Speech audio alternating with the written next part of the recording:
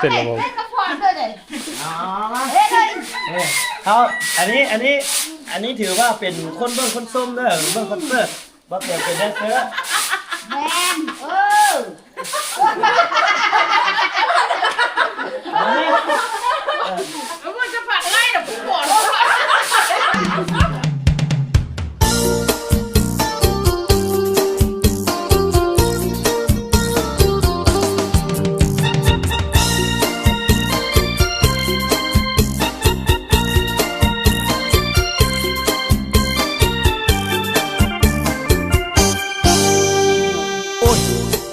พะเลือดิเป็นทะเลแมงหนตอมอยู่แซวแซวบัดเอามาต้มเสื้อโหสิเคอสุกแล้วเสื้อแจวโคเข้าไม้พักแผ่วสาแสบโพดแล้วน้องโง่น้องควายอะปุ้ย สำรวจพลเมืองและที่อยู่อาศัยทั่วประเทศ ครั้งที่ 5 ปี 2025โอ้แม่นผู้ใดเนาะไปสำรวจสบายดีบ้าวกองใส่พี่น้องป๊อดตัวนี้นักเดิน บ่ได้เขียนชื่อใช่ ยันผู้สาวชื่อ เอามื้อนี้จักมื้อละเริ่มแต่วันที่เท่าไหร่การสำรวจพลเมืองแถว เริ่มแต่วันที่ที่ 3 เดือน 11 วันที่3เดือน11จนถึงวันที่14 เดือน 12 12 ปี 2025ถือว่าปิดเป็นทางการทั่วประเทศ เริ่มพร้อมกันทั่วประเทศเนาะบ้าวกองใส่รับผิดชอบจักเขตจักบ้าน บ้านหนึง บ้านหนึ่งเนาะ แต่กันที่ว่าบ้านก็บ่แม่นเพราะว่า มันเป็นหัวหน่วยกำหนดหัวหน่วยให้ กำหนดหัวหน่วย แต่กำหนดหัวหน่วยก็บ่ได้เว้าถึงบ้านอีก อืม เว้าอยู่บ้านแต่ว่าบางเทื่อมันก็ขวมบ้านอื่นนำ ม เพราะว่าเพิ่นยิงเราเทียมมันจะเป็นบล็อกนี่ แต่ว่ารายชื่อออกมาตัวใดคือไปตามนั้น แม่น เนาะเพราะว่าเพิ่นมีคันสิว่าเรามีข้อมูลพื้นฐานแล้วมีแต่ว่าเฮามาตามข้อมูลพื้นฐานแล้วตัวใดที่มีการเปลี่ยนแปลงก็คือเพิ่มใช้ถ้าตัวใดที่คาดเหลือแล้วก็ตัดออกประมาณนั้นเนาะพี่น้องเนาะการสำรวจพลเมือง10 ปีครั้งหนึ่งพี่น้องในการสำรวจพลเมืองตอนปี 2015บ่แต่งคำก็ได้ร่วมกับการสำรวจนี้แต่ปี 2025นี้บ่แต่งคำบ่ได้ร่วมกับเพิ่นเนาะก็เป็นกำลังใจให้น้องๆเดี๋ยวเฮาสิติดตามเบิ่งหน้าเวียกของเพิ่นในมื้อนี้เดี๋ยวเฮาสิติดตามเบิ่งว่าทีมงานสำรวจพลเมืองทั่วประเทศลาวเฮานี่โดยเฉพาะแม่นอยู่จุดเขตนาตาลเมืองนากายแขวงขมวนของพวกเฮาเพิ่นสำรวจฮอดใส่เป็นอะไรเนาะเดี๋ยวติดตามกันไปถ้าเฮาออกเดินทางเตรียมตัวทีมงานสำรวจพลเมืองมื้อนี้มาติดตามเบิ่งวิธีการเฮ็ดเวียกของเพิ่นทีมงานสำรวจพลเมืองประจำเมืองนากายแขวงขมวนของพวกเฮาได้เริ่มลงมือตั้งแต่วันที่3เนาะนี่ก็วันที่12นะ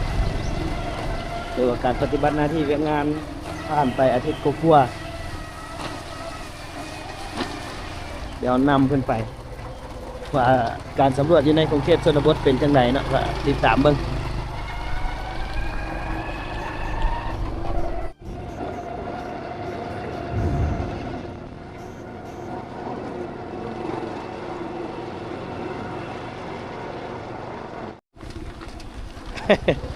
เอานี่บอกโคงเงินตัวแทนเจ้าโคงเงินเพิ่มบ่นี่สบายดีโอ้มื้อนี้มาเก็บกำพลเมืองเด้อเอามื้อนี้ติดตามทีมงานสำรวจพลเมืองมาลงมาหาครัวเฮือนจนฮอดเฮือนเลยได้เนาะถือว่า3เทื่อแล้วเฮือนหลังนี้ โอ้ เพราะว่าเพิ่นบ่อยู่เพิ่นไปนอนสวน เพิ่นไปนอนสวนหากะมาบ่ หากมาคือเรียวนี้ มีคนไปบอกบ่ในบ้านบอกบ่ ขอสั่งมาบอกคุณเฮ็ดชวนน้ำเดียว เขาเจ้าไปให้ข้อมูลทีมงานก่อนเนาะ3เทื่อแล้วมา เพราะว่า มาบอกเราสั่งแม่นิ่งไป เพราะว่า มิดในจังมาเนี่ยบ่งามชาติได้มา เพราะว่าการสำรวจพลเมืองมันเป็นการสำรวจที่ใหญ่ ที่สุดในประเทศลาว10 ปีเพิ่นสำรวจเทื่อหนึงเพื่อเก็บกำจำนวนประชากร จดแล้ว แล้วก็เป็นข้อมูลที่สำคัญที่สุดของประเทศลาวเฮา เงินดาวนี้นี่พิเศษ อยู่นำมันนั้นบ่มี ดูนำอันแคปปี้บ่มีนำแผนที่เนาะ ตัวจริงเนาะมี เพิ่นออกมาใหม่ เราต้องเลยเพิ่มเพราะว่าเพิ่นออกมาตอนเดือน6เนาะ ออกตอนเดือน แต่สำรวจข้อมูลก่อนหน้านั้น นี่ สมมุตินี่การสำรวจข้อมูลอยู่ในประเทศลาวเฮาก็จะใช้เทคโนโลยีเข้ามาช่วยเนาะมีโปรแกรมตอนสมัยบ่เตียงคำเดินสำรวจช่วงแรกๆนี่ได้ใช้จดใส่เจียจดใส่เอกสาร แล้วก็เฮ็ดเป็นบทรายงานเนาะแต่ทุกมื้อนี้มันสบายแล้วก็คือมีแท็บเล็ตเนาะจะมีเพิ่นจะย้ายแท็บเล็ตแบบนี้ให้นักเดินสำรวจทั่วประเทศเลยหลังจากนั้นแล้วก็มันจะมีโปรแกรมเนาะมีโปรแกรมที่เพิ่น กรอกข้อมูลเข้าแล้วก็มันจะเวลาเขาส่งรายงานมันจะข้อมูลจะไปร่วมกันอยู่ศูนย์สถิติแห่งชาติจะเป็นรวมอยู่ศูนย์กลางเลยเนาะนี่คือการสำรวจพลเมืองขออีกนิดนึงอยากเบิ่งตัวรวมๆทำอิฐเลยเบิ่งให้มันเห็นอันนี้มันเป็นขอบเขตเนี่ย ก็เคยของรับผิดชอบ โอ้รับผิดชอบฮอดภูเขาพุ่นน่ะ เพิ่นยิง เพิ่นยิงแบบว่าเพิ่นมาร์กไว้ให้สำนี้เลยเนาะถ้าว่าเฮือนใดที่อยู่ในจุดที่เฮารับผิดชอบนี่เฮาต้องไปให้เบิดแม่นบ่ แม่ อยู่ในกลางภูเขาพี่ก็ได้ไป แม่แต่ว่ามันบ่มีรถแต่เขาพาไปแท้ตัวจริงมีก็เลยอันนั้นเนาะไปเพิ่มเลย มีก็สิเป็นเถียงให้เถียงหน้าแหละอันตัวเขียวเข้ามาถึงหยัง ตัวเขียวสำรวจแล้ว ตัวแดงแล้วมันยัง อันนี้นาห้าง ถือว่าได้จับจุด GPS เบิดเนาะ นาห้างนี่ยังวัดกับเพื่อนหลังหนึงเจ้าของเพิ่นบ่อยู่เจ้าของเพิ่นไปต่างเมืองต่างแขวงครับ แล้วบ่ได้มา เราต้องได้ท่าพังเพิ่นเพราะว่าต้องให้ในบ้านติดต่อคันว่าถ้าเพิ่นบ่มาแท้เฮาก็ต้องได้ปิด ต้องได้เป็นให้ในบ้านยังยืนให้ แม่น แล้วข้อมูลเอานำในบ้าน แม่นคือเงินหลังนี้แบบมันบ่มีเด้จุดเป้าหมายเฮาอยู่ เฮือนหลังนี้มันบ่นี่ แม่น นี่เด้เนาะอ๋อนี่ได้เพิ่มมันบ่นี่ ต้องได้เพิ่มเพราะว่าหลังสีเขียวนี่เฮือนผู้นี้ อ๋อหลังนั้นหลังสีเขียวนี่เนาะแต่เฮือนนี้หากระปุกก้อนการสำรวจปุกก้อนการขึ้นบัญชีปุกตำหลังการปุกตำหลัง อยู่นี่เฮือนเจ้า หากระปุกยังว่างอยู่ขี้ดินยังว่างอยู่เดี๋ยวทางเฮาสิมาปุกเฮือนให้มื้อนี้ เดี๋ยวปุกให้เป็นหลังเลยแหละปุกในแผนที่ได้บ่แม่นปุกตัวจริงนะตัวจริงจะปุกแล้วอันนี้ก็คือวิธีการเฮ็ดเวียกของทีมงานสำรวจพลเมืองอยู่เมืองนาไก่ไผ่ขมวนของพวกเฮาเนาะก็ถือว่าช่วงนี้ก็ยังได้เริ่มดำเนินการในการสำรวจประชากรทั่วประเทศเนาะ10 ปีครั้งหนึงในการสำรวจประชากรก็คือแต่ปี 2015 อันนี้ก็ปี 2025 เนาะก็ถือว่าการสัมภาษณ์ก็ต้องได้สัมภาษณ์เบิดทุกคนเนาะในครัวเรือนข้อมูลหลักๆก็น่าจะวันเดือนปีเกิดวันเดือนปีเกิดระดับการศึกษาอาชีพประมาณนี้ล่ะพี่น้องหลักๆที่บ่เตือนคำก็เป็นครัวเรือนที่ถูกสำรวจกันเนาะก็ฝากเป็นกำลังใจให้ครับน้องๆนักเดินสำรวจทั่วประเทศลาวเนาะคือระยะเวลาเพิ่นก็มีกำหนดเวลาอย่างชัดเจนซึ่งเริ่มจากวันที่3 เดือน 11 หาวันที่15บ่วันที่14 เดือน 12เนาะวันที่3 เดือน 11 หาวันที่14 เดือน 12 ปี 2025ถือว่าให้ได้สำรวจสำเร็จเบิดทั่วประเทศลาวเนาะก็ถือว่าเป็นการปิดการสำรวจนี่ก็ขอเป็นกำลังใจให้กับทีมงานนักเดินสำรวจสถิติข้อมูลประชากรทั่วประเทศครั้งที่ 5 เงินนี้เงินถ้าเป็นเจ้าของเลยว่ะ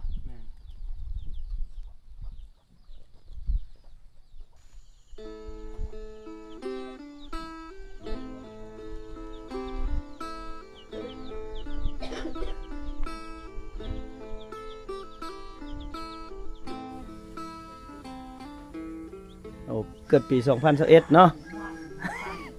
เมียเขียนผิดว่าติเป็นน้ำเมียหน่อยบ่แม่นเป็นน้ำเฮาเนาะบ่แม่นเป็นน้ำเฮาบอกเนาะเป็นน้ำเมียเขียนแต่ไม่เท่าบ่ได้หายหลานอีกบ่ เจ้าหั่นติ บ่ทันเท่าโอ้เจ้าคือได้ผัวน้อยแท้เนี่ยใจมันมักเนาะใจมันมักเห็นอะไร ทา ซะ งเท่งบ่ได้สัมภาษณ์ว่าเท่ง เท่งสวย พูนพักเทินพูน ไปอยู่เมื่อกี้นี่ก็ส่งสาวบ้านปือสาวบ้านปือเรามาเอาผัวอยู่นี่เด้ผัวอยู่หน้าอันหน้าตาเด้นี่คือเพื่อนเพิ่นพี่น้องเพิ่นมาปลุกใหม่อยู่จุดนี้ก็ถือว่าการสำรวจพลเมืองเนาะก็บ่แม่นเอาแต่จำนวนพลเมืองเนาะเพิ่นก็จะถามถึงข้อมูลสิ่งปลูกสร้างข้อมูลสัตว์เลี้ยงแล้วก็ข้อมูลทรัพย์สินพาหนะต่างๆที่เฮามีบ่โดยเส้นพวกรถไถรถจักรรถถีบประมาณนี้งัวควายเนาะแล้วก็พื้นที่ทำการผลิตเนาะเพิ่นก็ถามเบิดในการสำรวจถือว่าก็สำรวจเทื่อนี้ก็ถือว่าเอานำไปวิจัยได้หลายอย่างเนาะในการเก็บเกี่ยวข้อมูลแต่ละครั้งใช้งบประมาณมหาศาลทั่วประเทศนี่ถือว่าใช้งบประมาณหลายอีหลีเนาะพี่น้องเนาะบ่าวเตียงข้ามก็เคยลงเดินสำรวจนำทีมงานเก็บเกี่ยวข้อมูลให้กับรัฐบาลมาหลายครั้งหลายสิ่งหลายอย่างเลยเนาะที่บ่าวเตียงข้ามได้เก็บกับข้อมูลโดยเฉพาะแม่นในเขตบ่าวเตียงรับผิดชอบก็คือเมืองนากายในเมื่อก่อนเนาะแต่ว่าตอนนี้บ่าวเตียงก็ถือว่าลาวงการนั้นออกมาแล้วเนาะพี่น้องเนาะก็ยังแต่น้องๆเป็นกำลังใจให้น้องๆเพิ่นสู่สนเวียกงานเพื่อบ้านเมืองเฮาเก็บข้อมูลที่ถูกต้องชัดเจนแล้วก็ว่องไวเนาะตามสโลแกนของสถิติแห่งชาติของพวกเฮาเนาะก็เป็นกำลังใจให้น้องๆกลับมาอีกครั้งนึงกำลังปั๊บเข้าอยู่สบายดีจอดแถวนี้แหละจอดบนคนละหลายรถนี่สบายดีมาเบิ่งกับเจ้าพัดเข้าก่อนพัดเข้ามาเข้าให้ผัวไปชา จะเอาไปขายโอ้ แอบริมลอยได้มึงคอยปากข้าวกระจาก อันนี้กองเสียพัดเข้าเนาะมาเบิ่งคอนเสิร์ตเฮากับมาเบิ่งถ้าเฮากับมาเบิ่งคอนเสิร์ตเฮากันได้มีเนาะเลยน้ำเชียร์ละ ฮะ มีเรียนยังเชียร์คัดคน นี่ นี้บอก ไม่เท่ามาเสียบ่มาเสียเพิ่นพัดเข้าบ่ เท่าเชียร์ ขาเสียเนาะ ผัดข้าวจับ หน้าที่มันเพิ่นพัดเข้าเฮาก็เต้นพร้อมเต้นจังให้เข้าจังหวะ เต้นแดด ให้เข้าจังหวะให้เข้าจังหวะเต้นให้เข้ากับจังหวะ เจ้าเอ็ดบ่แม่ดาวผัดได้เฮ็ดบ่แม่บ่สุกอันนี้เดี๋ยวไปเต้นลำวงใส่น่ะเบิ่นพัดเข้าเพิ่นก่อน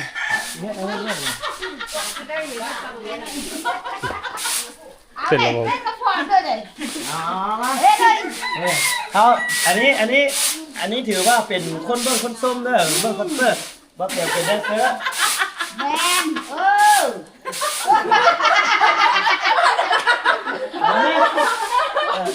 มันจะผัดไล่แต่ผมบอก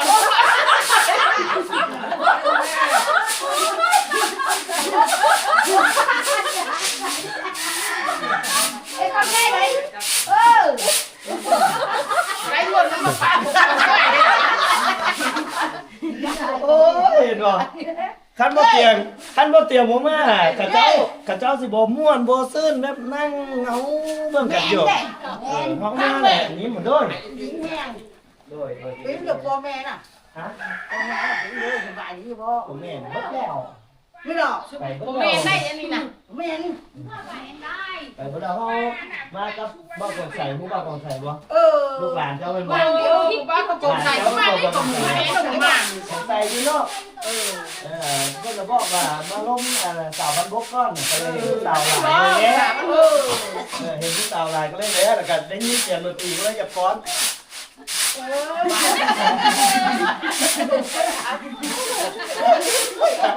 าลองปัดเลย เฮ้ยฝ่ายก็บ่ เดี๋ยวจะเริ่ม เอาไว้เฮีย ไม่ มา ใส่ก็นั่น เฮียมาทำเบอร์เด้อเอาเลย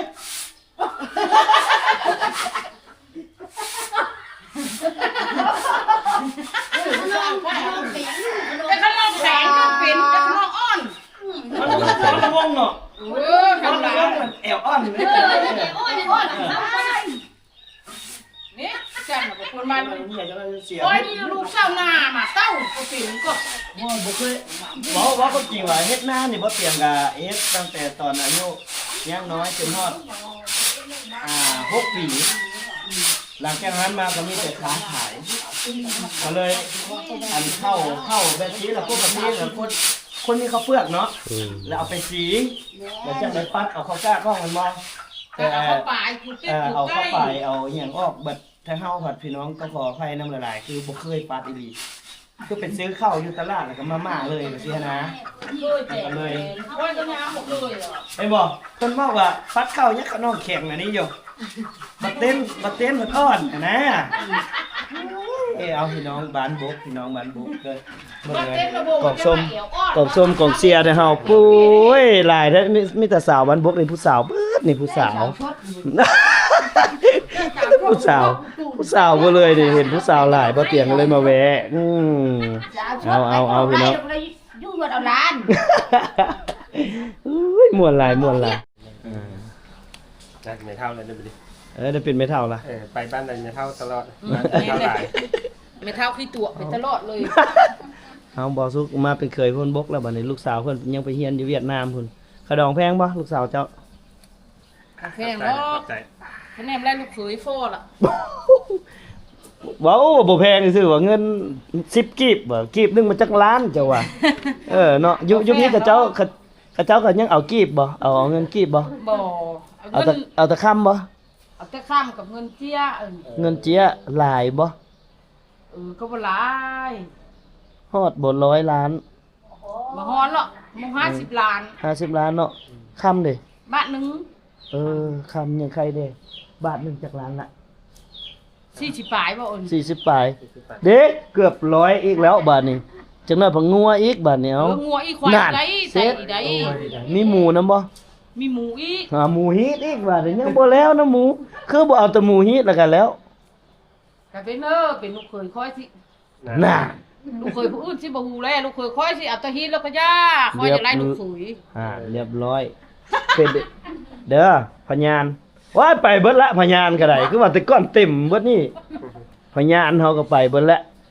เนาะ เปียกเด้ดอก สมมุติเฮามาเป็นเคยแบบว่ามาเป็นเคยสู้มาอย่างนี้เด้มีฮีดบ่ เคยชู้ก็เอาเครื่องค่า เอาเครื่องค่า 50 ล้านก็เช่า5ล้านทำบ้านนึงก็2สลึง สองสลึง เอาเครื่องค่าได้แต่นี่ได้ เนาะแล้วใน2สลึงหั่นแหละเข้าพร้อมจักสลึงหนึงได้บ่ แล้วบ้าน2สลึงได้2สลึงด้วยได้ไตได้ ก็เจ้าบ่ได้ค่าได้ บ่ให้ค้างเนาะ ค้างก็ค้างเงินกีบแต่แบบนี้น่ะสมมุติว่า50ล้านก็เจ้าเขาค้างอัน25ล้านขอ25ล้าน คันมันบ่พออีหลีก็เดี๋ยวแม่เฒ่าหักลักให้เนาะหลังกล้อง ก็แล้วแต่ดอกอัน ได้อยู่ เบาสุกมาทำไมเบาสุกเคยบ้านนี้ดีได้เจ้าฮู้บ่ว่าเคย เอาหำผุน เคยถ้าได้เป็นเคยบ้านนี่ฮะเข้าบ่ได้อึดเลยแล้วหน้าแล้วยังได้ขายยาอีกขายยาปลูกมักมูกินเมามักมูอีกซะเลยอยู่บ้านนี่นะบ่แม่นธรรมดา เฮ็ดนาแล้วนาแบบปลูกยา แม่นดินบ่ได้ว่างเลย แม่น มันต้นนี่ได้ มันต้นอีก มันต้นนี่ได้ สิยากกันเลยคันเบาสุกมาน่ะพาไม่เท่าขาย จักบ่ได้เฮ็ด จังบ่ได้เฮ็ดนาขายนา แม่น พื้นดินเงินพื้นดินค่ำจะไปขายหยังเนาะแม่เนาะต้องขายข้าวขายมักโมขายยาสูบ แม่นเลย ให้ไม่เท่าเฮ็ดฮอดยาม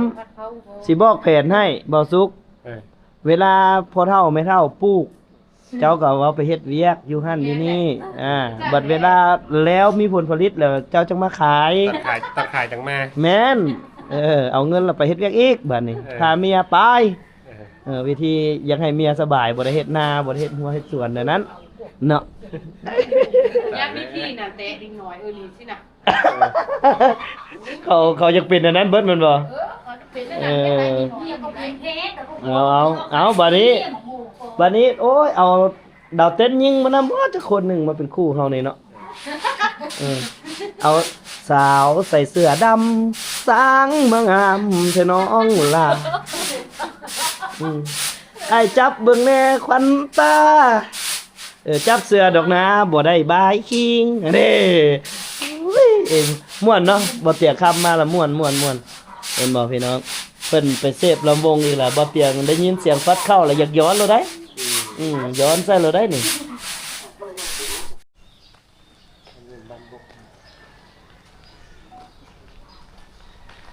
นี่บ้านบกประมาณ30 หลังคาเฮือนเด้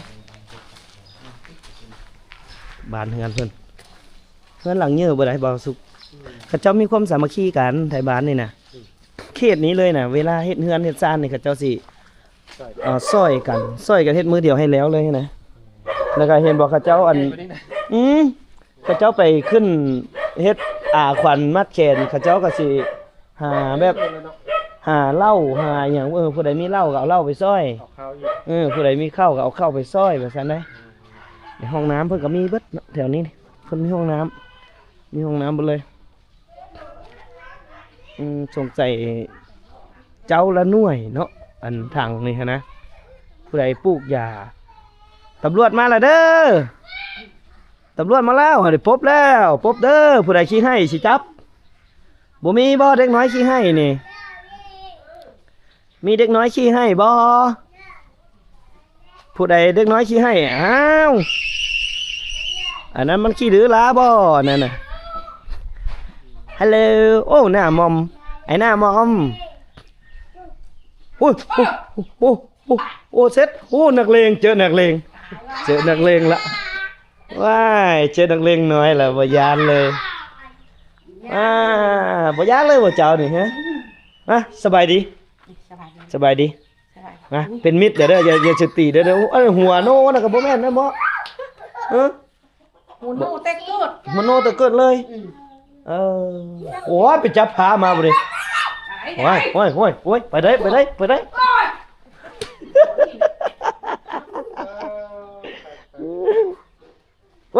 ปบักน้อยๆมันไล่แล้ว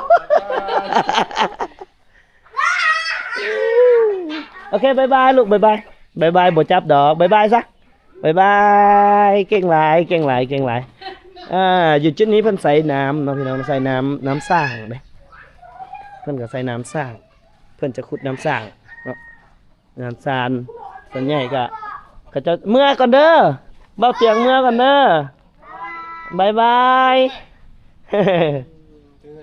แม่นแล้วก็เป็นมาหลายเทื่อแล้วก็เป็นแบบเฮือนที่ปุ๊กสลักกันถ้าเบิ่งในภาพมุมสูงนี่มันเป็นบ้านน้อยๆแล้วก็มีทุ่งนาอ้อมก็เฮือนแบบเฮือนดินเฮือนตรงกันแบบมันไก่แบบนี้เหมือนกันเนาะมันก็ไม่เห็นแค่กระโดดแบบว่า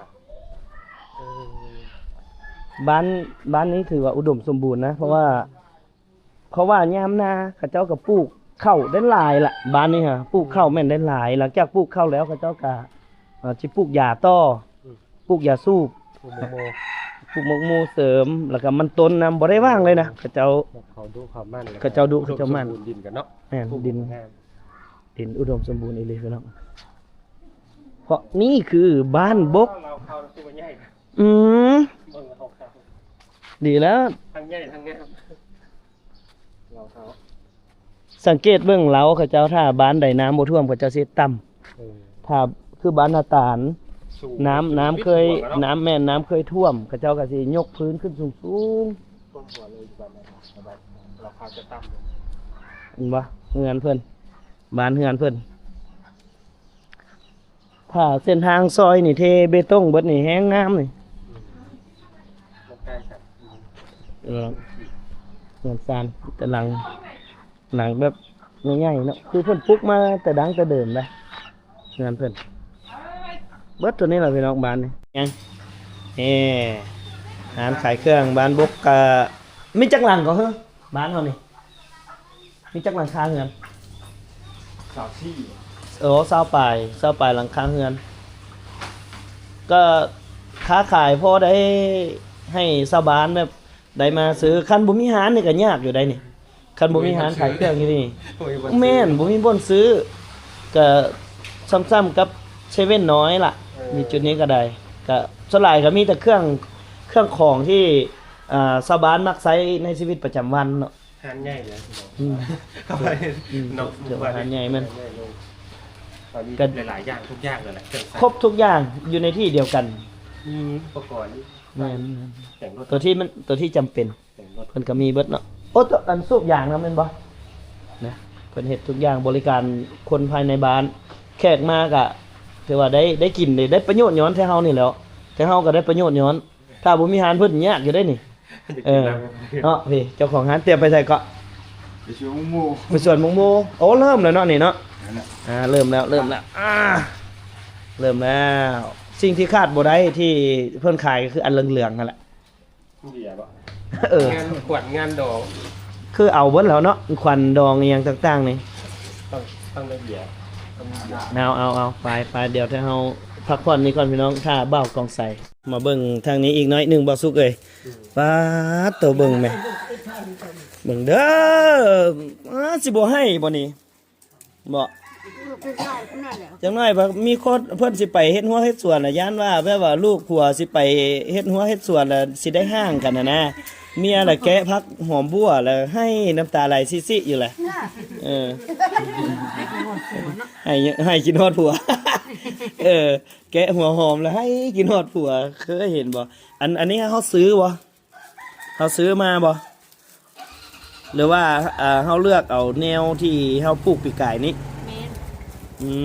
ตัวอ๋อเดี๋ยวตัวจริงไปแล้วตัวจริงประจำใจไปเบิ่งควายขัดกระดับพายขัดขนาด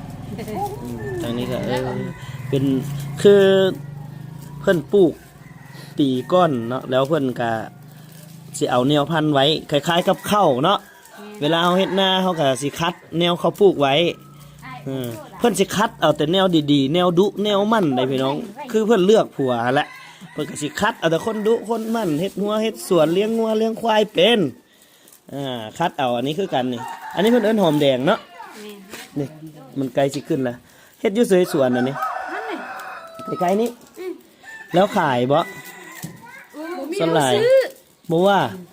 มีผู้ซื้อที่จะขายก็หมกหมูก็เป็นกองกินบ่ทัน บ่มีตลาดออก มีตลาด คันว่ามีคนมารับซื้อนี่ก็ยังใครอ๋อ เอาลงเพชรจ้ะ มันเป็นเอาเลยน่ะ ได้ไม่นะไอ้ โอ้เบิ่ง โอ้ฉันยังปั๊มกินนม ป้ากินนมไว้ตายไปมาเอาแม่ไว้ แม่แหละอันนั้นแล้วพี่น้องเอ้ย เอาไว้ ลูกเรายังปั๊มกินนมอยู่อ๋อ แม่มาเอาไว้เลย จักโตนี่ลูกมันหิวปอ11โตมื้อนี้วันหยังวันพฤหัสบ่วันพุธติวันพุธได้มื้อนี้ได้เสร็จหลัก11โหนบ่ลงทุนน้ำเดียวเลยถ้าจะให้เลี้ยงเบียร์เบิ่งแม่ลูกยังบ่ดูดนมอยู่พี่น้องเอ้ย ลงทุนเด้อลาวแล้วเอาหนูไว้เจ้าเพิ่นเจ้าบอกลง หนูอันนี้หนูป่าหนูบ้าน เอาเฮ็ดได้จังได้ลูกมันซะเฮ็ดละตีเอาอยู่ในกล่องเฟืองมันไปไข่อยู่หั่นเนาะอ๋อ11ตัวหนูยังอันนี้หนูหวายหนูพุกหนูนาโอ้หนูนาอ๋อลูกเรายังปั๊มดูดนมอยู่เอาไปเลี้ยงเอาลูกมันไปเลี้ยงเอาไปเลี้ยงเด้อเอาลูกมันไปเลี้ยงเลี้ยงมันแตกตาให้มันขยายพันธุ์ต่อนี่ยังมาดูดนมแม่อยู่บ่ได้สนใจน้ำดักไผเด้อ นั่นน่ะสิได้หุบข้างใน ขับสาวเองเด้อของไปของมันเด้อ บ่ได้สูตรไหนมาลงมา เอาจังหัวขนมก็ดิ ไป สู้ ใจได้ เอาสอง เอาไหมอันนี้ก็น่ะ สอง ขอบใจแม่ขอบใจว่าแบบที่ เอาหอมแก้มก่อน เต็ม2เต็มโลเนี่ย สองลูก หอมคนมาตัวเฮ้ย บอกให้หอมแก้มกับบ่หอม จ้าหอมแม่ๆโถ จัดมาเป็นเอาไว้เป็นลูกไผ่เลยนี่เอายายอันกินนี่บ่เนาะผู้ใหญ่กันแล้วเนาะ ไล่ก็กินก่อน ก่อนผู้ใหญ่คนน่ะ อันนี้ให้นี่ก่อน ผู้ใหญ่ เอาลองกินมึงดูแซ่บเอาแล้วจะสู่ให้เลยเด้อผัวพออยู่แล้วพาจะปอกกันพักแล้วว่าให้พาเดี๋ยวให้กินเบิดเอา ผัวให้ อ่ะทางนี้นำใจขอบใจเอาเจ้าของร้านจะกินว่ะ ขับใจโอ้กินก่อน ไปให้มา อันนี้คำอันนี้คำเจ๊สิ ใจได้ บา เด้อ ทนี่โบครบบาทนี่เอาสาวเสื้อดำสาวใส่เสื้อดำสังมางามขน้อง